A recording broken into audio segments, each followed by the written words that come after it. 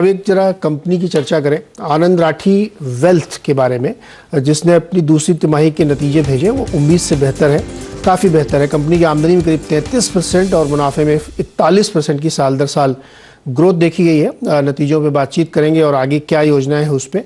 हमारे साथ जुड़ चुके हैं आनंद राठी ग्रुप के चेयरमैन आनंद राठी सर और साथ ही आनंद राठी वेल्थ के डिप्टी CEO फिरोज अजीज। आप दोनों लोगों का बहुत बहुत स्वागत है सर CNBC आवाज पर।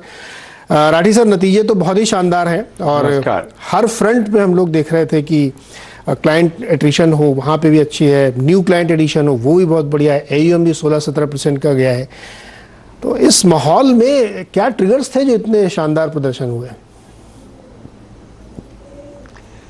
देखिए, मेन ट्रिगर वेल्थ मैनेजमेंट की कोई भी अगर बिजनेस है तो उसमें होता है कि भाई आपकी जो वैल्यू प्रोपोजिशन आप कस्टमर को जो दे रहे हैं, जो आप अपनी फिलॉसफी कस्टमर को दे रहे हैं इन्वेस्टमेंट की, वो कस्टमर को कितनी पसंद आती है और उसे कस्टमर को कितना फायदा होता है। तो हमारे पिछले इतने सालों का ट्रैक रिकॉर्ड जो है, हमने बड़ा अनकॉम्प्लिकेटेड एक सिस्टम दे रखा है। खाली 3 ही प्रोडक्ट्स उनको देते हैं और as a package holistic advice देते हैं कि ऐसे करना चाहिए, जिसमें आदमी 12 से 14%, 15% रिटर्न तक पा सकता है और वो ट्रैक रिकॉर्ड अच्छा रहा है।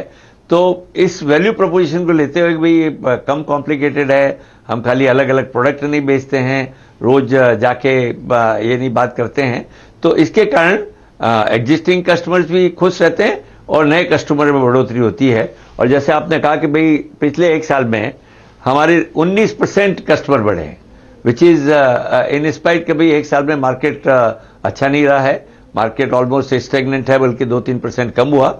तो उसके बावजूद भी अगर क्लाइंट्स में बढ़ोतरी हो रही है, क्लाइंट का एट्रिशन नहीं हो रहा है, ये यही दर्शाता है कि हम लोगों की जो वैल्यू प्रोपोजिशन है, हम लोगों की जो एडवाइजरी टाइप ऑफ सर्विस है, उससे कस्टमर खुश है।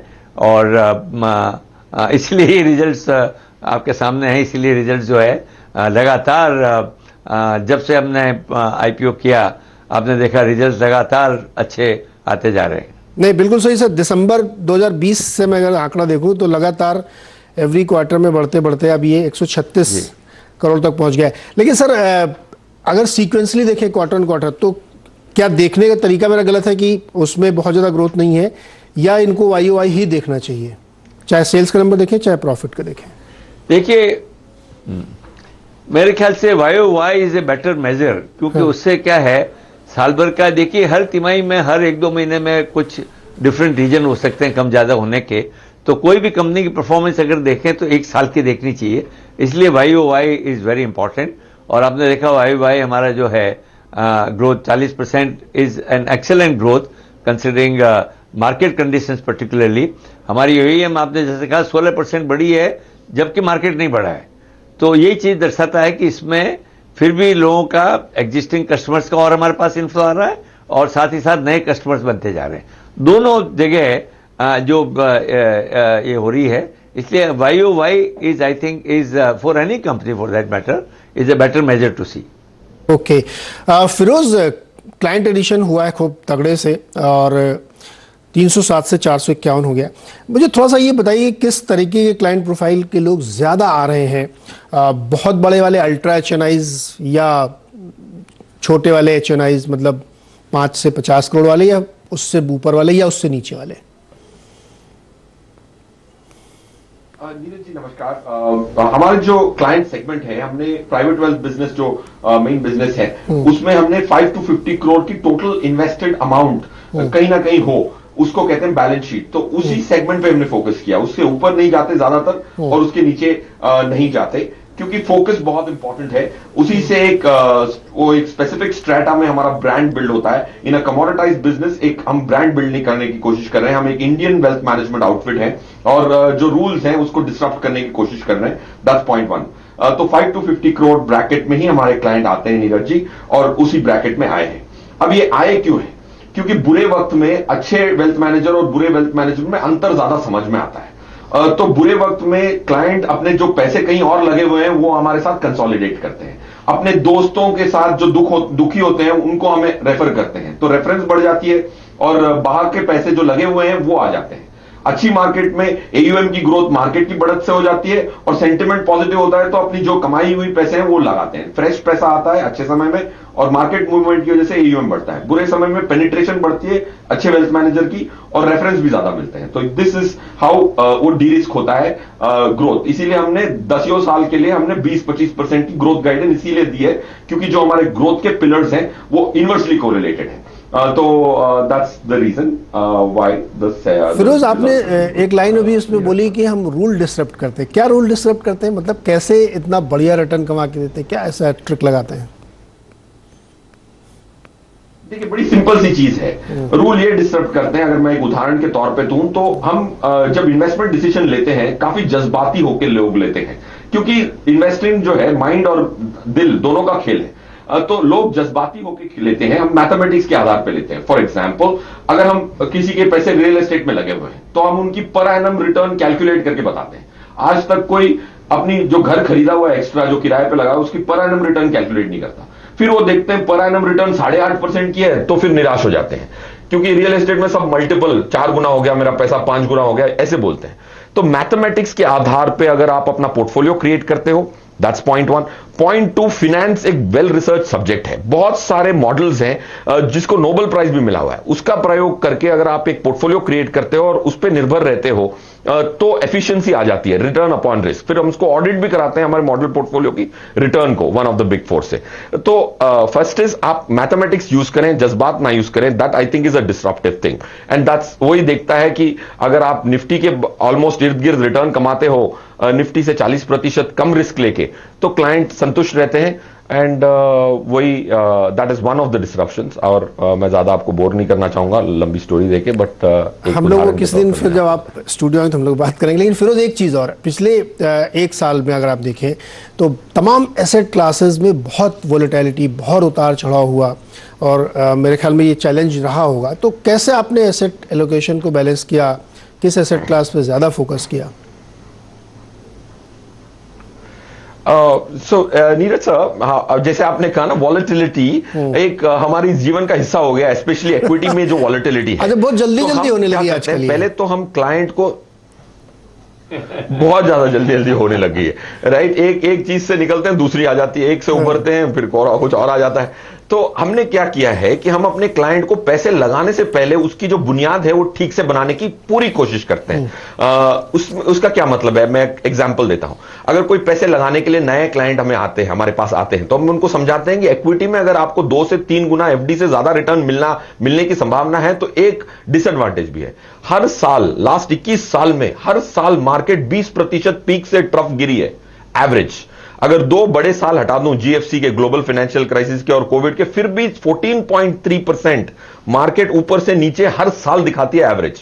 इसकी तैयारी करे बगैर, मेंटली आप इसको तैयारी करे बगैर अगर आप पैसा डालेंगे तो आप हमेशा सरप्राइज होंगे, मार्केट क्यों गिर गई, मार्केट क्यों गिर गई। ये प्रश्न इसीलिए आता है क्योंकि आपने पहले वो डेटा नहीं देखा होता।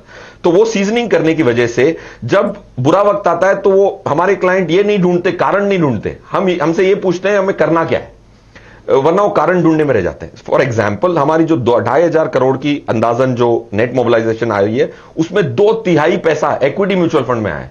तो एवरेज निफ्टी नीचे होने पे अगर मैं 2/3 पैसा इक्विटी म्यूचुअल फंड में डालूं तो जाहिर सी बात है 3, 4, 5 सालों में पैसे बनेंगे, राइट। वरना ये किताबी बात है कि ऊपर बेचें नीचे खरीदें, बट वो खरीदने के लिए जज्बातों को कंट्रोल करना पड़ता है। अगर ये साइकोलॉजिकल इंपैक्ट अगर आप क्लाइंट को लर्निंग के पे ले जाते हैं बुरे समय आने से पहले, तो उनका जो रैशनल डिसीजन होता है वो दिखाता है। फॉर एग्जांपल आप देखें 79,000 करोड़ की अप्रॉक्सीमेट नेट मोबिलाइजेशन है इक्विटी म्यूचुअल फंड में।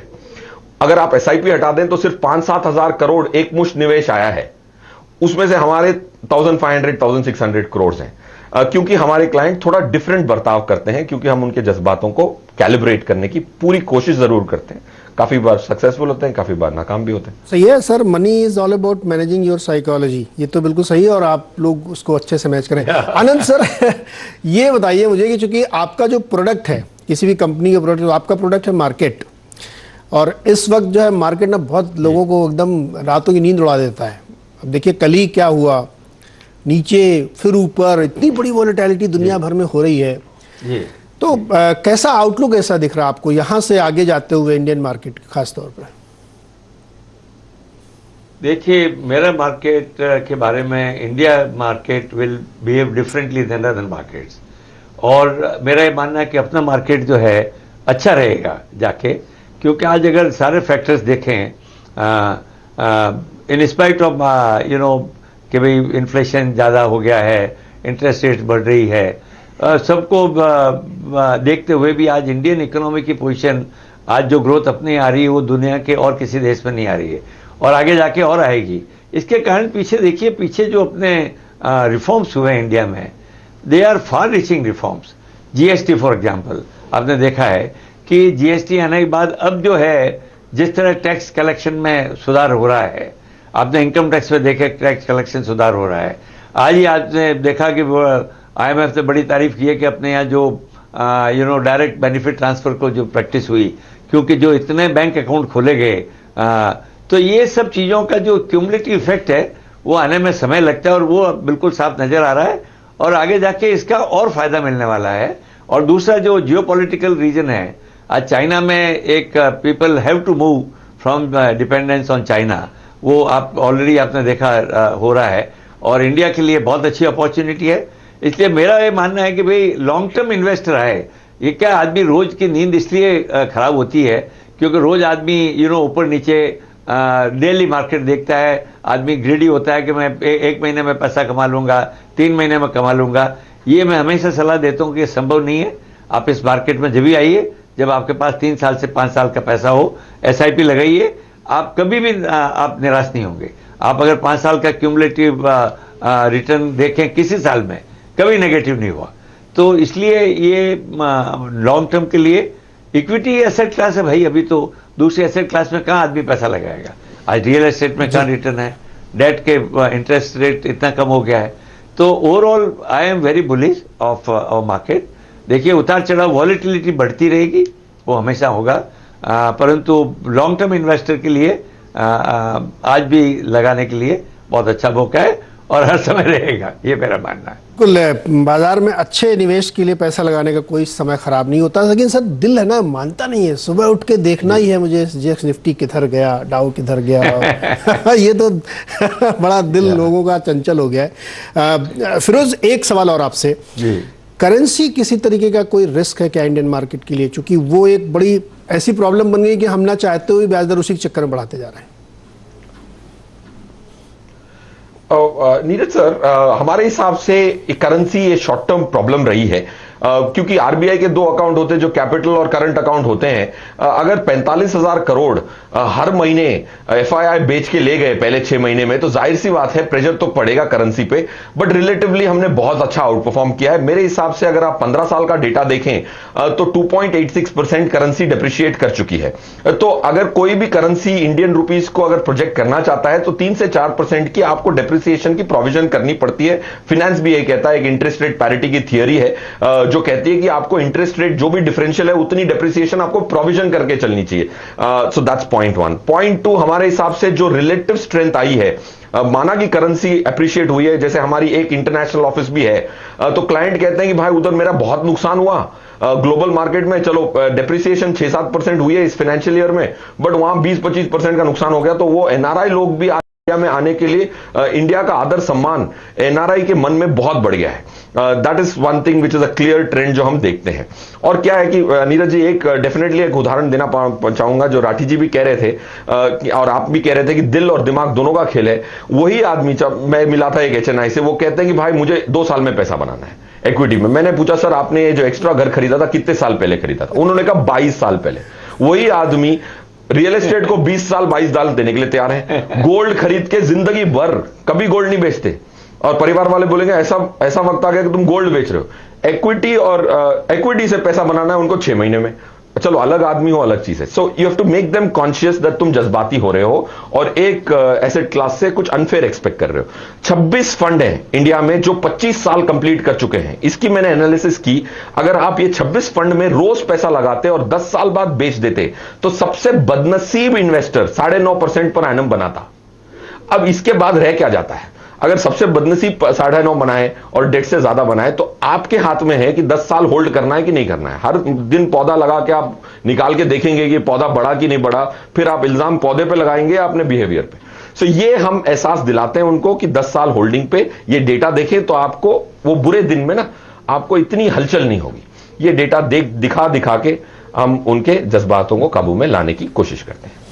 बिल्कुल परफेक्ट है और नतीजे सामने हैं आपके आनंद राठी वेल्थ के, बहुत ही शानदार नतीजे। और जिस तरह से आनंद सर भी बता रहे थे कि इक्विटी थोड़ा सा लॉन्ग टर्म का गेम है, आप रोज रोज उठ के सुबह देखेंगे तो आपको दुख ही होगा। और जैसे अभी ना रियल एस्टेट में एक घर खरीदा 22 साल में उसका अप्रिशिएशन आप काउंट कर रहे हैं और स्टॉक में रोज सुबह उठ के, तो वो थोड़ा सा दिक्कत होती है। बहुत बहुत शुक्रिया हमारे साथ जुड़ने के लिए आनंद सर, और फिरोज आपका भी बहुत बहुत शुक्रिया, और बेहतर नतीजे और अच्छे पेश करने अगले क्वार्टर के लिए, इसके लिए और भी शुभकामनाएं मेरी तरफ से। Thank you so much. Thank you sir.